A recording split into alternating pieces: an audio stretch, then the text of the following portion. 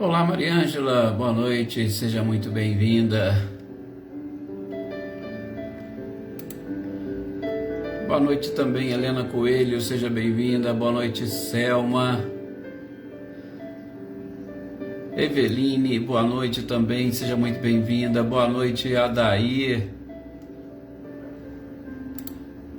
Olá, Lídia, boa noite também, seja bem-vinda. Boa noite, Célio. Boa noite, Cláudio Honor. Boa noite também, Adriana Dantas, Gustavo Duarte. Olá, Fabiana Caldas, Elaine Oliveira, boa noite. Com certeza, Adriana Dantas, será uma ótima semana para todos nós. Valdete, boa noite, seja bem-vinda. Olá, Marcileia, Guilherme, Luciano, boa noite também para vocês. Boa noite, Luísa Nalim, sejam bem-vindas. Olá, Rosana Marques, boa noite. Serena Alves, boa noite também. Rosane Junqueira, olá, Silvano Braga, boa noite.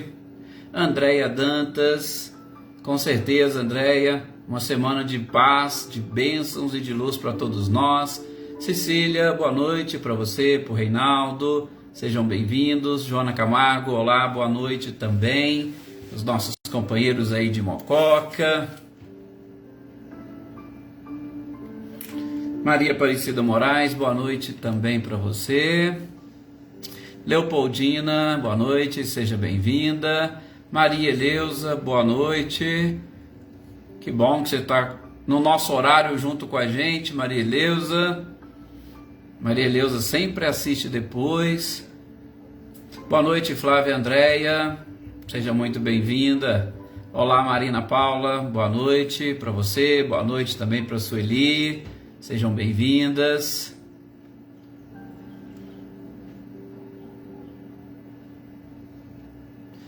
Marilza, boa noite, seja muito bem-vinda também. Olá, Salete, Márcio e Gustavo. A Salete, gente, fez aniversário ontem também, né, Salete? Mais uma vez aí o nosso abraço, os parabéns, muita paz, muita felicidade para você. Boa noite, Wagner, seja muito bem-vindo. Feliz a cada dia, né, Wagner? Feliz, satisfeito, alegre, é isso aí, isso que nos importa.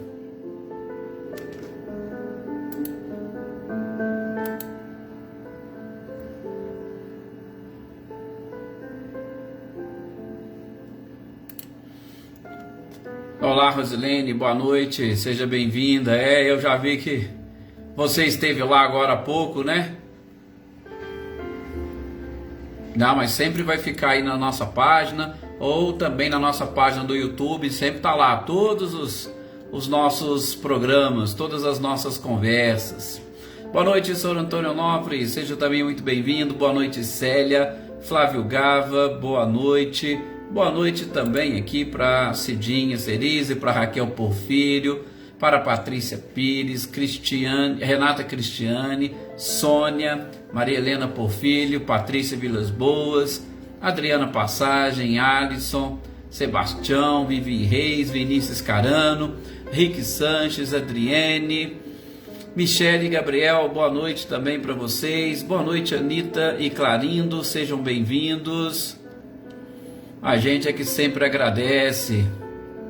Aí a Veline também, o caçulinha dela fez 40 anos sábados, parabéns para ele, Veline, para ele. Eu costumo dizer para toda a família, é motivo de festa para todo mundo, que Jesus o abençoe sempre. Boa noite, Adriana Alvarenga, boa noite, Gisela Goulart. Gratidão é sempre nossa, Rosilene, com certeza. Gente, vamos fazer então a nossa prece.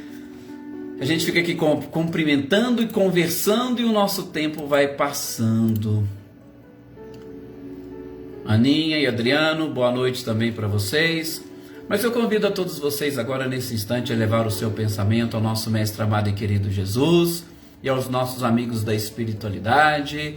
Mais uma vez, porque aqui estamos e todas as vezes que nós nos reunimos ao redor dos ensinamentos do Cristo, nós temos a certeza de que Ele permanecerá no nosso meio. E é claro, Ele aqui está muito bem representado, não somente pelas suas energias e vibrações, mas também pela presença dessa espiritualidade maravilhosa que já está um pouco mais à nossa frente e, sobretudo, fora do corpo físico, possuem esta visão espiritual dilatada sobre aquilo que nós precisamos, sobre aquilo que nós somos e principalmente sobre como que nós podemos alcançar a felicidade, alcançar a qualidade de vida e colocar em prática os ensinamentos deste mestre incomparável. Que esses espíritos nos auxiliem, que o nosso anjo de guarda nos assista sempre e que nós estejamos cada vez mais preparados para percebermos as bênçãos deste Criador em tudo e em todos, e de modo especial a sua presença nas próprias leis que regem a nossa vida, que regem todo o universo. Muita paz no coração de cada um de vocês, muita paz dentro do lar de cada um de vocês, muita paz para os seus familiares, muita paz para os aniversariantes passados, presentes e os aniversariantes futuros, muita energia e vibração a todos aqueles que fazem parte do caderno de intenções aqui desta nossa família e aqueles que nesse instante estiverem aí nos seus pensamentos, no seu coração. Que a energia possa ser levada e conduzida até eles. E nesses instantes, meus queridos companheiros, que deixemos a nossa mente, o nosso coração abertos para esses ensinamentos que a espiritualidade preparou para esta noite, a fim de que, através deles, nos fortaleçamos cada vez mais na própria fé. Que assim seja. Graças a Deus, a esse mestre incomparável, como nós dissemos, e também a todos vocês aqui presentes. Olá, Cido, boa noite. Vânia, boa noite, seja muito bem-vinda. Daniela Diamantino, boa noite. Ó, bastante gente fazendo aniversário nesse período, né? Olá, Sueli. Sr. Antônio Pazotto, Isabel, boa noite para vocês. Boa noite também, Érica. Catarina Moreira, boa noite, seja bem-vinda. Olá, Gilberto Souza, boa noite também. Boa noite, Fabiano, seja muito bem-vindo. Clara Frias, boa noite também, Oneida. Olá, Gessé, Marli das Dores, é um prazer tê-los todos aqui conosco mais uma vez, em mais uma noite de reflexões. E passemos a essas reflexões, então, porque nesses instantes, meus queridos companheiros, Luana Rodrigues, seja bem-vinda. Vamos dar sequência àquela nossa leitura e estudo, né? Do capítulo 7 do Evangelho segundo o Espiritismo, Bem-aventurados os pobres de espírito, e especificamente vendo e relendo esses textos aqui do Evangelho sobre o orgulho e a humildade. Nós, no nosso último encontro, nós identificamos, olá Dona Luzia e Luísa, boa noite, nós identificamos o texto, né? E as ponderações de Lacordaire. E agora nós vamos identificar uma outra parte desse texto, também sobre o orgulho e a humildade, para trazer aqui à tona as nossas reflexões a mensagem de Adolfo, bispo de Argel. Bom, como vocês já estão acostumados, a gente gosta sempre de trazer um pouquinho da história de alguns desses expoentes, né, da própria doutrina. E eu já mencionei aqui para vocês, né, que boa parte deles eram espíritos vinculados à própria igreja. Sim, por quê? Porque quais poderiam ser os espíritos mais, vamos assim dizer, ligados ao pensamento do próprio Cristo? Ora, ligados mais ao pensamento do próprio Cristo, esses religiosos que estavam sempre tentando buscar e trazer a humanidade para próximo do Criador. Boa noite, Elaine Lavê, seja bem-vinda. Para próximo do Criador. Então, eram seres muito mais acostumados com essas lições evangélicas e eles teriam como contribuir também mais e melhor com essas próprias mensagens. Lógico, assim como muitos outros espíritos. Boa noite, Sônia Ferreira, boa noite também, Luísa Silva, sejam bem-vindos. Então, Adolfo, esse bispo de Argel, ele nasceu tá? Em maio de 1800 e faleceu no dia 11 de julho de 1856. Ou seja, ele viveu encarnado por cerca de 56 anos. Claro que naquela época era uma idade normal, natural. Nós estamos a cada ano aumentando um pouco mais a expectativa de vida do povo, mas naquela época não era tanto assim. Inclusive, como nós vamos ver aqui, este Adolfo, bispo de Argel, ele trabalhou e muito, gente, durante aquele período da epidemia de cólera que estava assolando, sobretudo, ali naquela região da Europa e norte da África. Ele trabalhou durante aquela pandemia, em 1835, inclusive chegou a ganhar uma medalha com a Cruz da Legião de Honra. Só para vocês verem que era realmente alguém que estava ligado e vinculado a estas obras caritativas. Só para a gente voltar aqui um pouquinho, né? Ricardinho e Lúcia, sejam bem-vindos. Olá, Filomena, boa noite também. Pode deixar, Wagner. A Josefina está com certeza aqui nas nossas orações também. E só para vocês terem uma ideia, gente, ele ficou órfão com 11 anos de idade, tá? Depois estudou direito, formou-se advogado e em 1822 ele entrou para o seminário em Paris.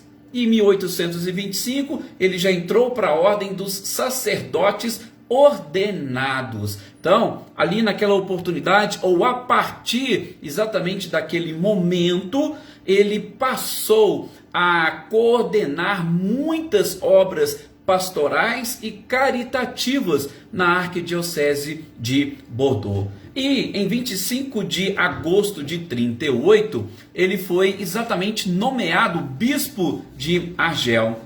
Vejam, depois de todo esse trabalho, depois de praticamente 10 anos, aliás, 13 anos como sacerdote ordenado, ele foi nomeado bispo de Argel.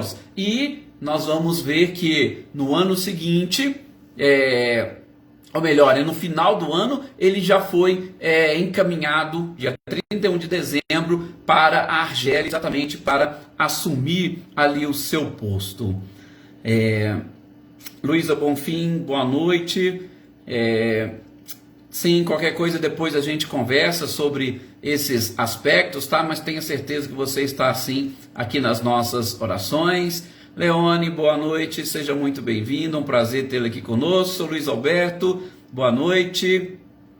Então, gente, em dezembro de 1838, ele foi para Argel para assumir ali o seu posto, tá? Naquela oportunidade ele teria, cerca de, eles falam de 20 a 60 mil entre soldados, colonos, que ele deveria, de alguma forma, conduzir. Mas vejam, nós estamos falando de um bispo, de um católico, que tinha essa missão e essa tarefa de levar o cristianismo exatamente para um país islâmico. A Argélia, como país islâmico, receberia um padre, ou um bispo, uma pessoa vinculada à Igreja Católica. Isso é claro que acarretaria para ele muitas dificuldades. E não foram somente as dificuldades que a gente já imagina de enfrentar ou de enfrentamento com relação a outras religiões, mas também ele acabou angariando muitas dívidas, porque ele procurou levar para aquele país muitas daquelas organizações religiosas. Vejam, para as pessoas que são católicas, elas sabem muito bem o que nós estamos querendo dizer. Quando determinado padre assume uma paróquia, logo ele já começa a desenvolver alguns trabalhos. E é lógico, esses trabalhos não são feitos exclusivamente pelos padres, Ele é feito pela comunidade, então ele precisa organizar a comunidade. Então, eu preciso criar uma congregação de determinadas pessoas, uma congregação, só a título de exemplo, de congregados marianos, uma congregação dos apostolados do coração de Jesus. Então, ele foi criando diversas organizações vinculadas à própria igreja, exatamente para auxiliar nessa tarefa de propagação do cristianismo. Ou seja, vocês querem conhecer o Cristo, vocês não fazem ideia do que vem a ser este ser que dividiu a história da humanidade. E é claro, de novo, ele estava exatamente pregando num país islâmico. Bom, acontecia, como sempre, e ainda acontecem naqueles países, muitas guerras. E para vocês terem uma ideia da bondade deste ser, ele procurou diminuir ou minimizar o problema dos prisioneiros de guerra. Inclusive, ele tentava negociar prisioneiros. Só que é o seguinte: por conta exatamente dessas dívidas e dessas dificuldades, ele não conseguiu se manter por muito tempo naquele país. Vejam, ele foi para lá em 1838. Logo depois, em dezembro de 1845, ou seja, 7 anos depois, que ele estava exatamente trabalhando nessa troca de prisioneiros para libertar alguns prisioneiros, ele acabou tendo que retornar para a Europa.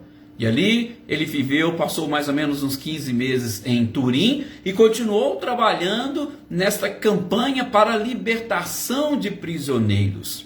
Só que o que acontece? Ele era francês, precisava retornar à sua pátria. Só que, por conta das dívidas que ele contraiu na Argélia, ele estava devendo para muitos credores.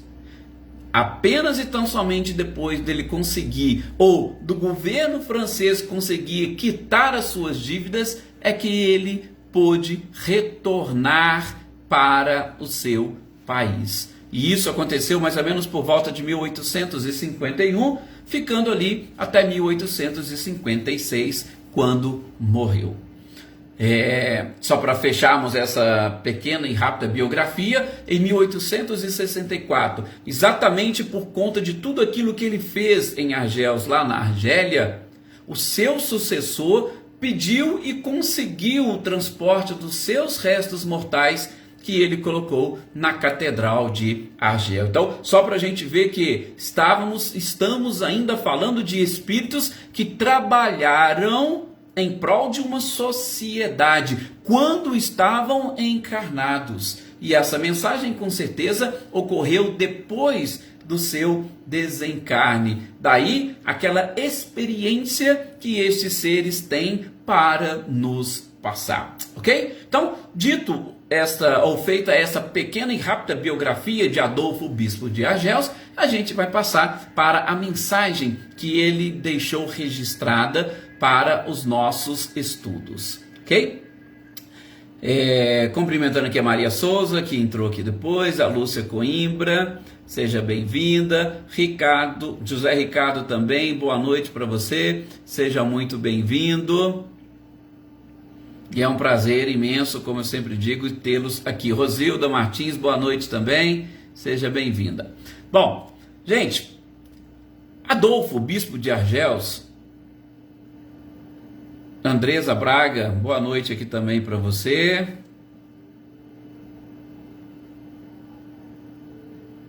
Depois a gente conversa sobre isso, tá? Fica tranquila, Andresa, depois a gente conversa, eu coloco uma mensagem aqui para você. Gente, como que ele inicia? Não se esqueça, a gente está falando de orgulho e humildade. Bem-aventurados os pobres de espírito. Pobres de espírito, Kardec já deixou claro nas notas introdutivas ou nos seus comentários aos textos evangélicos. Ele já deixou claro que pobres de espírito significa humildes. Inclusive nós buscamos lá no Antigo Testamento, no profeta Isaías, alguns textos bíblicos que também vão entender e encarar a expressão pobres de espírito como humildes. Fechamos essa questão. Ótimo.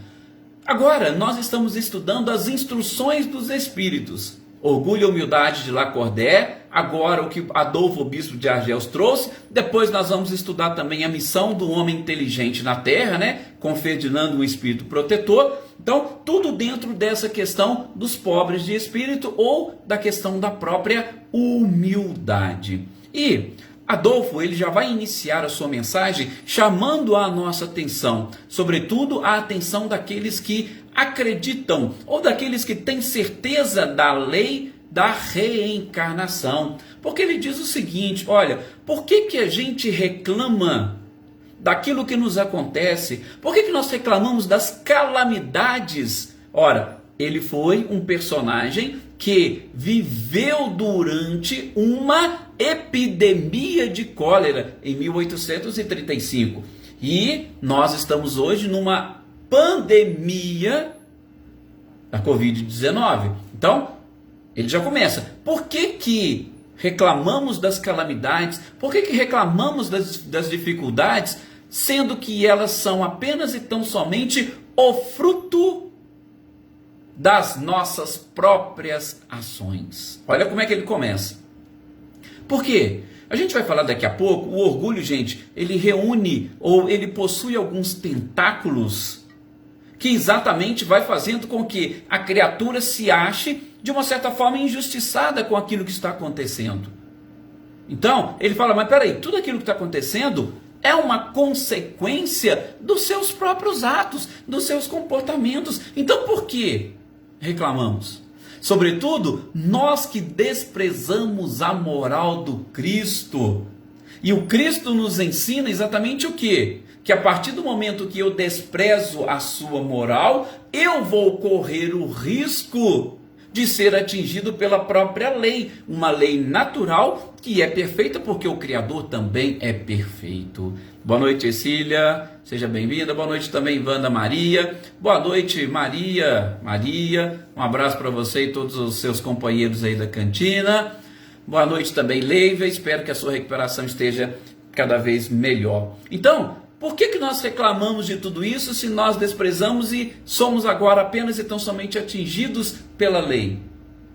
Se não fizermos o bem, gente, automaticamente nós vamos acumular consequências que eu posso assim chamar de negativos. Não gosto muito dessa expressão negativa, mas que eu posso chamar de negativas por quê? Porque é uma imposição da própria lei para que eu corrija, para que eu conserte a minha trajetória e a minha caminhada. E isso acontece principalmente nos relacionamentos. Gente, quando a gente fala de orgulho, nós estamos falando de algo que nós possuímos e que nós, sobretudo, não aceitamos quando alguém vai tocar em algumas das nossas feridas. Aí a gente, vamos dizer no popular, né, sobe nas tamancas. Orgulho é isso.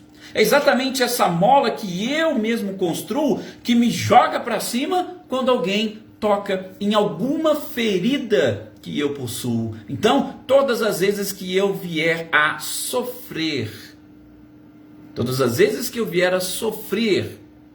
eu preciso fazer essa análise, como nos diz Adolfo, o bispo de Argéus. Por que eu estou sofrendo? Qual é a causa? Ou o que me fez, nesse instante, extrair algo que exatamente me machuca? Porque eu estou extraindo de mim mesmo. O que vem de fora não é capaz de me atingir. Só sou atingido por aquilo que vem de dentro. Por isso que a gente fala muito de paz interior. Por isso que a gente sempre pede nas nossas preces iniciais que estejamos em paz. Por quê? Porque a paz interior, ela vai funcionar como uma barreira protetora. Vejam o Cristo. Por que Cristo não era atingido pelas pessoas? Porque a paz dele era tão grande que ela criava essa barreira e ele sabia e tinha certeza que tudo aquilo que vinha das pessoas não seria capaz de tirar a sua tranquilidade, de tirar o seu equilíbrio. Olha para vocês verem que interessante. Boa noite também, Arlete, Nadissam, boa noite, Natália. Sejam todos bem-vindos, como sempre. Então, eu preciso trabalhar com tudo isso dentro de mim. Para quê? Para que isso vá tomando conta, ou de alguma forma eliminando, ou substituindo isso que eu chamo de orgulho. E aí, o próprio Adolfo, o bispo de Argéus, coloca, mas espera aí, é possível a benevolência conviver com o orgulho? Olha, eu achei esse questionamento dele nessa leitura muito interessante, porque quando eu falo em viver em paz ou trazer a paz para o meu interior, é claro que eu vou enxergar o exterior de forma totalmente diferente. Quando eu consigo fabricar, se eu posso assim dizer, fabricar o bem dentro de mim, sobretudo quando eu estou em paz, seria possível este bem conviver com o orgulho? Porque eu sei que o orgulho, a gente já falou aqui, ele é a fonte de todos os males. Mas o bem é a destinação de todas as criaturas.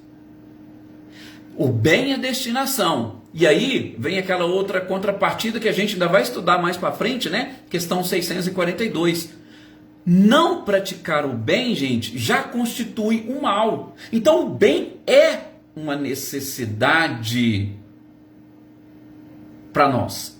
Fazer e praticar o bem.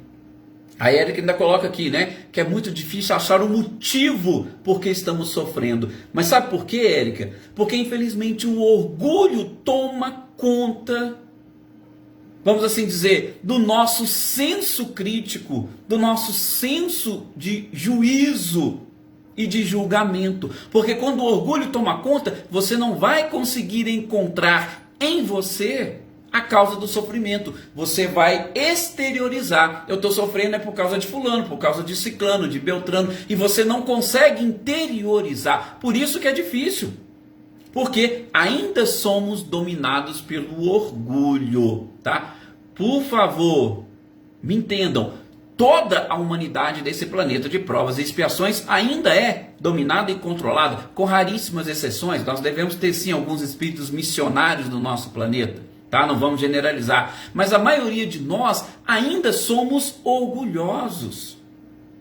E como orgulhosos, nós não conseguimos fazer com que identifiquemos a causa em nós. Opa, o problema não sou eu, o problema é o outro. Ah, eu não fiz nada, foi o outro que fez isso, o outro que falou aquilo. E como que eu que posso ser o culpado?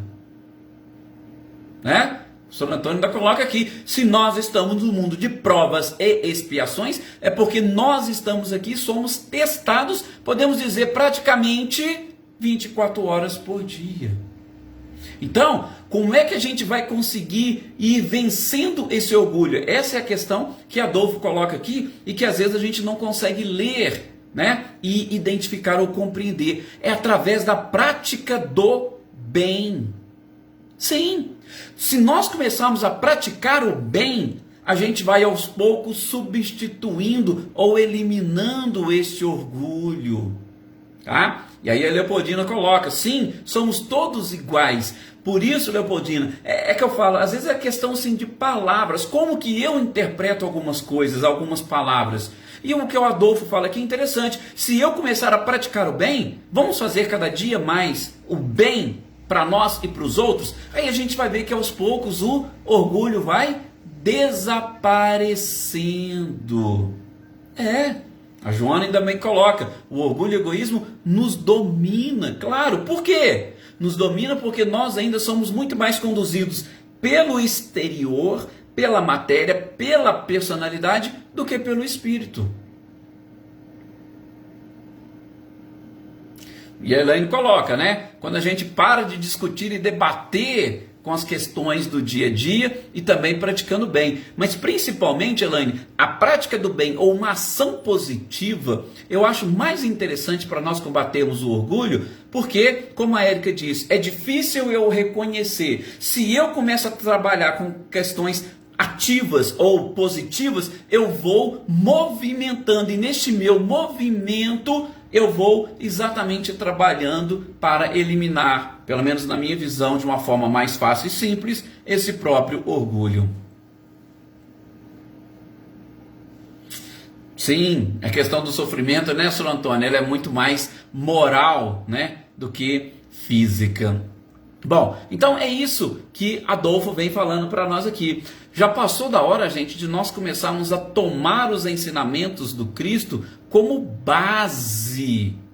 Sim, como base para os nossos comportamentos. Por quê? Porque Jesus veio e conseguiu cumprir as leis que regem a vida em sociedade e principalmente os relacionamentos. Quando a gente começar a dar um pouco mais de atenção a isso, ou ao cumprimento das leis, vejam, ações positivas, vai ficando mais fácil de nós vencermos e superarmos os vícios e as questões negativas, né? Maria de Fátima, seja bem-vinda.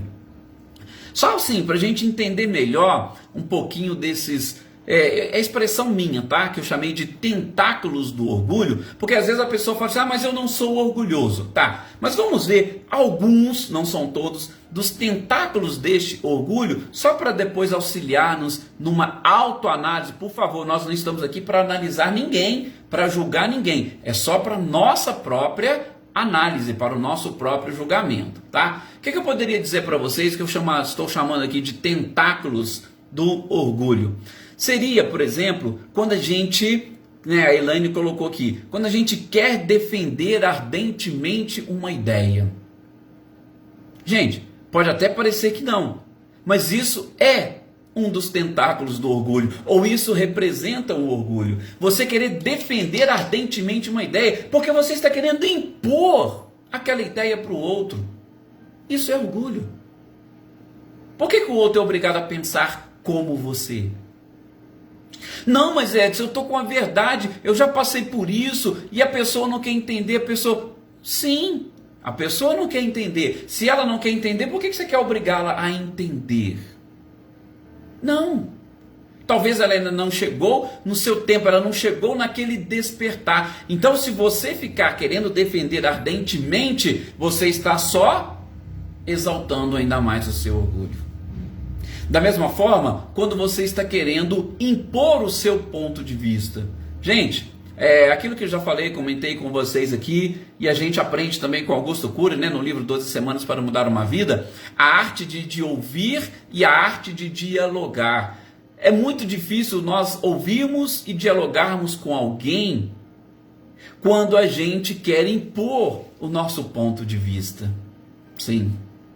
Impor o ponto de vista é algo... Isso é muito comum dentro dos lares. É o marido querendo impor para a esposa querendo impor para o marido, é os pais querendo impor para os filhos, é os filhos querendo... Então, todas as vezes que a gente discute para impor um ponto de vista, a gente está sendo orgulhoso. É os tentáculos do orgulho se esparramando. A gente, de novo, precisa aprender a respeitar o ponto de vista do outro. Você pode dizer o seu, mas ficar discutindo, querendo convencer o outro, não. A Joana coloca, quando nós nos observamos diante de... Sim, exatamente, Joana. Quando a gente se depara com algumas situações, é que a gente vai enxergar, E o importante é isso. Quando você começa a enxergar, é porque você está no caminho. Porque boa parte das pessoas ainda não estão preparadas para enxergar, não. Por isso que eu digo e posso falar com muita tranquilidade, quando nós conseguimos perceber, é porque nós já estamos num processo de despertar. Boa noite, Vânia Assunção, seja bem-vinda. Quer ver uma outra coisa? Não admitir os próprios erros ou quando nós temos dificuldade em admiti-los. Isso também é um dos tentáculos do orgulho. A gente sabe que não é fácil admitir os próprios erros.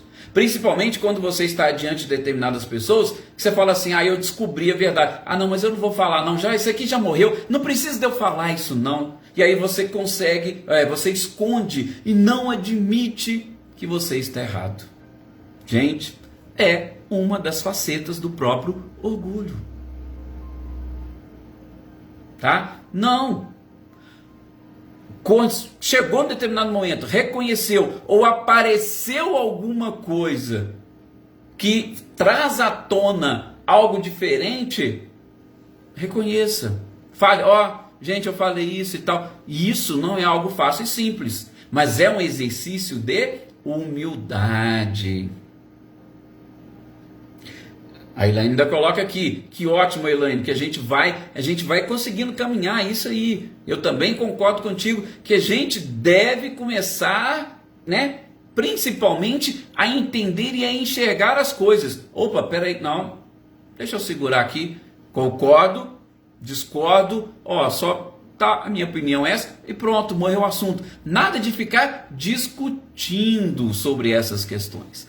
Uma outra coisa que a gente coloca aqui, né, que eu entendo como uma das facetas ou dos tentáculos do orgulho, é a gente não voltar atrás numa decisão. Gente, às vezes nós tomamos algumas decisões e as decisões são equivocadas. Voltar atrás é um sinônimo de humildade. Não voltar atrás, não, mas se eu voltar atrás eu vou perder a minha autoridade. Cuidado, porque essa autoridade está reforçando ainda mais o seu orgulho.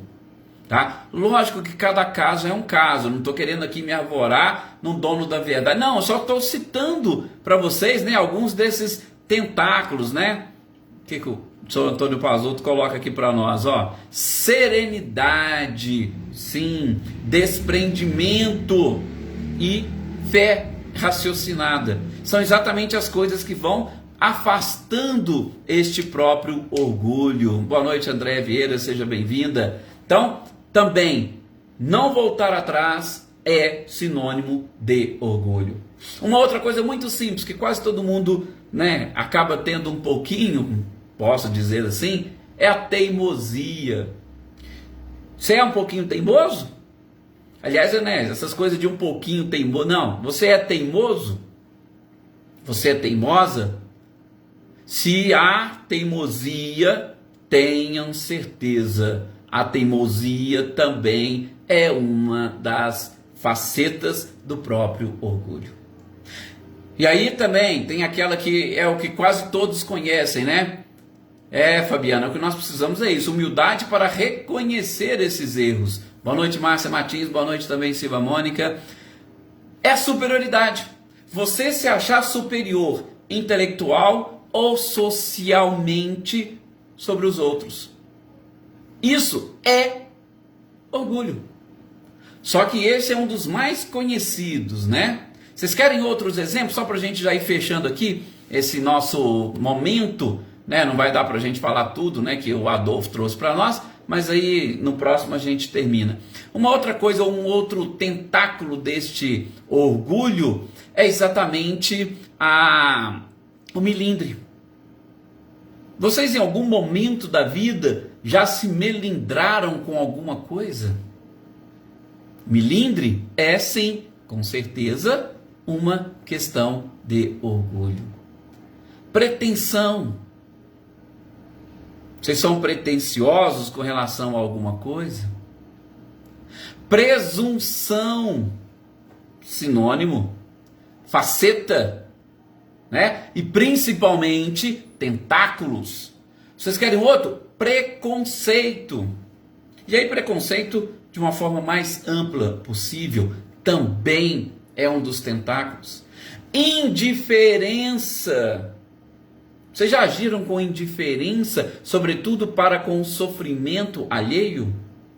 A indiferença simplesmente é um orgulho. Por quê? Porque te coloca numa situação melhor. Eu estou melhor do que o outro, olha lá o outro, como é que está. Então, você se julga superior. Orgulho. Desprezo.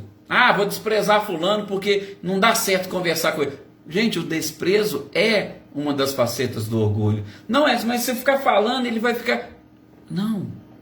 Ele está precisando talvez muito mais de outras coisas, de outras virtudes, muito mais de amor, de carinho, de compreensão, não desprezo.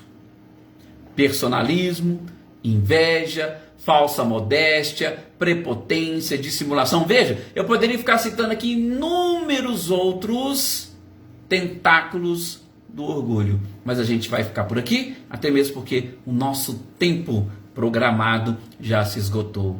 Que essas reflexões possam continuar nos auxiliando, que no decorrer da noite tenhamos a oportunidade de um reencontro espiritual, né, para darmos sequência a essas reflexões, que é tão bom, é tão gostoso, e principalmente, né, na companhia desses nossos amigos da espiritualidade. Gente, muito obrigado, gratidão mesmo de coração, boa noite para todos vocês e até o nosso próximo encontro. Muita paz.